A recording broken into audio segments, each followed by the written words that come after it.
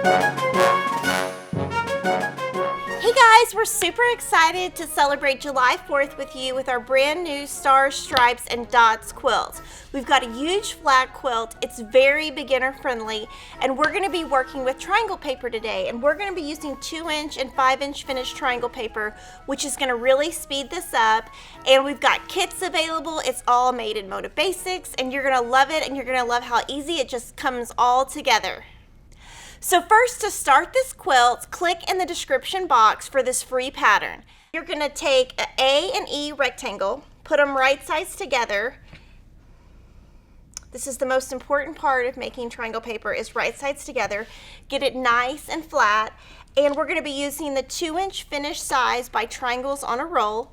You're going to cut a 2x7 section, and you're going to keep it nice and flat.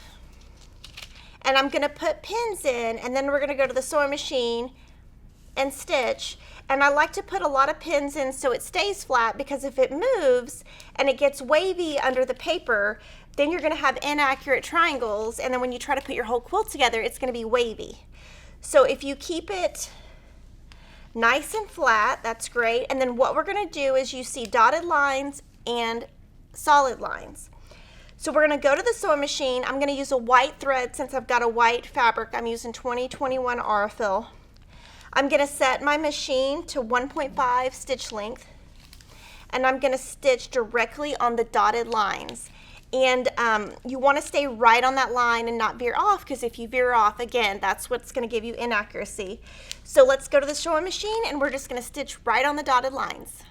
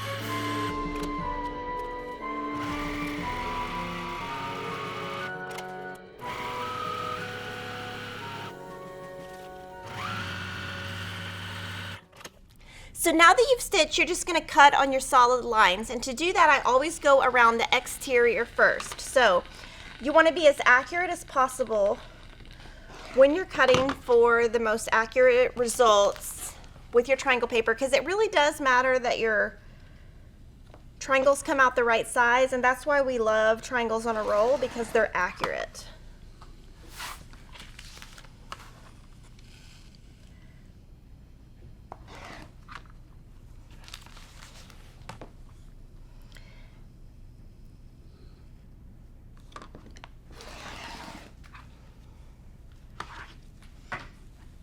Okay, so now that I've gone all the way around the outside, what I'm going to do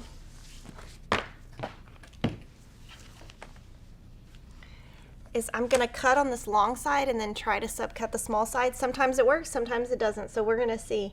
It's a time saver, but it doesn't work every time, so.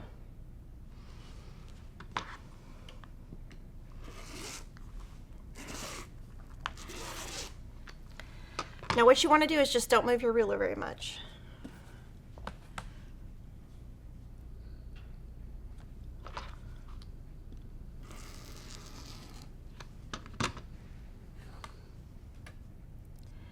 It's working, so that's amazing.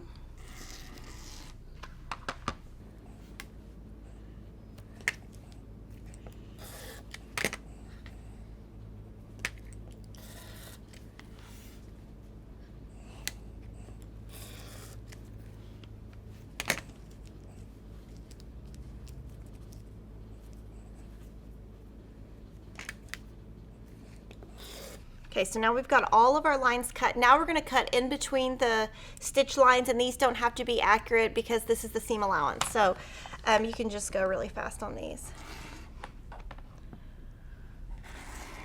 And what you're gonna be doing is making 112 of these 2-inch finished triangles. And then I'm gonna show you how you pull the paper off and how you press them. So now what you do is you get your kids to pull all the paper off. But my kids are not here today, so I'm gonna have to pull the paper off. So to pull the paper off, I bend it back, put a really strong crease, and just pull. The paper should come right off, your stitches shouldn't come off at all, and you're just gonna do this with all of them. So you're just gonna pull all the paper off, and then we'll go to the ironing.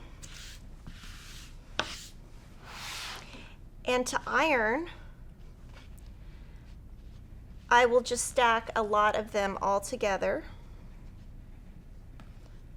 I like to do the dark on top, so 4 at a time is pretty good.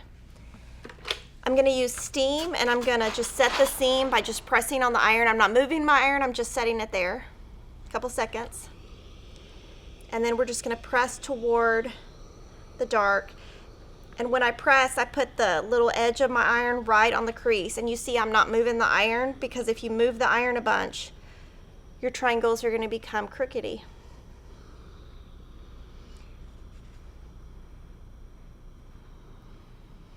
And then you'll just cut off your dog ears. And just cut those off, and we can move to the next step. So now we're going to add some fabric I and fabric B squares to make some star units. And so you're just going to kind of move everything around. We can take the little alphabetties off now that we're building our star.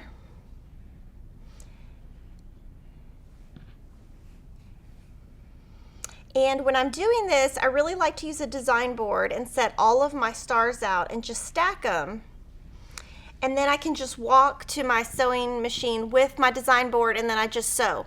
Now what you're gonna do is, once you have all your units together, you're gonna stitch down here to have rows. And your rows are going to end up looking like this. And then you're gonna stitch these together to get a star unit, and you're gonna make 28. But I'm gonna show you a little tip. What I like to do is, your seam should nest if you follow our pattern, and I like to just really nest the seam and pin right in that intersection, and then right in this intersection. You're going to use a 1/4 inch seam, and you're going to stitch with like a 2.0 stitch length on this one. And so I like to have 4 pins, and then your star unit is going to look just like this. You're going to make 28, and it's looking so good. I hope that you guys are loving this tutorial just as much as me. If you are, definitely subscribe to our Fat Quarter Shop YouTube channel and click the little bell to be notified when we have videos. Now we're going to make rows to make our big star unit. And the first one, you're going to put 6 of your blocks together, and you're going to make 3. And what you're going to do is rotate your blocks every other direction, so all of your seams nest and look really nice and perfect. And if you're following our pattern, all of that is in there. We try to make it really easy for you. So again, you're going to make 3 of these. Your second row is going to have 5 star units and 2 fabric F rectangles, and you're going to make 2 of these. Now what you're going to do is assemble 3 large rows and 2 small rows. When you get all that together, it should measure 30.5 by 36.5. And then you're going to add fabric H to the right and fabric G to the top and bottom.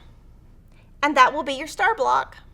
Now we're moving on to the stripes section of our quilt, and we're going to be using 2 red fabrics. You're going to take the J and the K and put them right sides together. Again, that's the most important part of doing a half square triangle, because I can't tell you how many times when I was a beginner I sewed them the wrong way. This time we're going to be using 5-inch finished triangle paper by Triangles on a Roll. You're going to cut sections that are 3 by 1, put that right on top, and we're going to pin. Again, I always pin. It's an extra step, but my results are accurate, and I have to use my seam ripper a lot less when I do pin. So we're going to be using the same technique as we did in the star unit, and you're going to stitch directly on the dotted lines, cut on the solid lines, and press according to your pattern. And your red half square triangles are of course larger, and you're going to be making 90 of these, and we're going to use all of them except 3. Now we're going to put our stripe rows together, and this is where it's like smooth sailing. We're almost done. We're like 75% there, so just hang in. So the first row we're going to do, you're going to make sure you pay attention to the direction of where your dots and your solid are. You're going to make 4 rows that have 9 half square triangles. After you're done with that, you're going to make 3 rows that have 17 half square triangles. Now refer to page 5 of your free quilt pattern, and it's going to show you how you assemble everything. The way you should attack it is really do the top portion and the bottom portion. And your top portion is made up of your smaller half square triangle rows and your star unit. And your bottom unit is made up of your larger half square triangle units. You're just going to stitch that. My biggest tip is to use lots of pins. And I hope you have had a great experience using our triangles on a roll 2-inch and 5-inch rolls. You're going to want to save these for future projects. And we also have another awesome flag tutorial that you can see here. And we hope you have a great July 4th. Thanks for watching. Subscribe to our channel, and we'll see you next time.